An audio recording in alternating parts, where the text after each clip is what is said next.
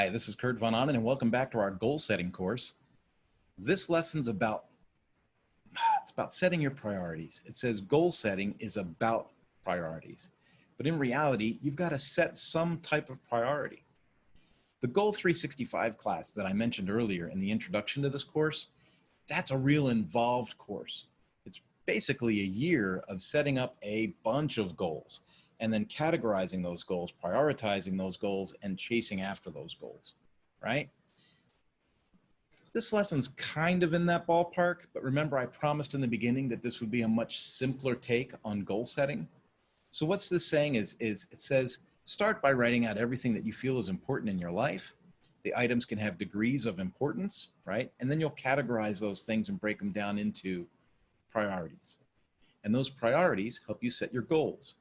Once you set those goals, well, then you want to kind of figure out, what are the milestones? What are the small steps along the way that I can take to get to those goals?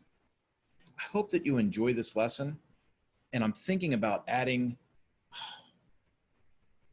a form to this, right? Like I have assignments that I can add to the courses, but this one I'm thinking about adding a web form at the bottom as an assignment. And that'll give you the opportunity to fill that in and submit it. Right? And I might not be going through all of those, right? Because we've got a lot of people that are going to come in and take this course.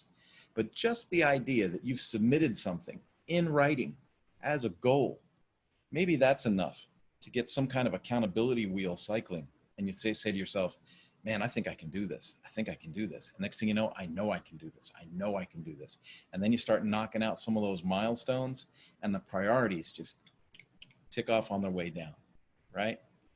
I think about those financial books you read that talk about paying off a bunch of credit cards. They say, instead of going after the biggest thing first, take one of the small ones, pay that off, give yourself a pat on the back, move on to the next one, pay off the next biggest one, right?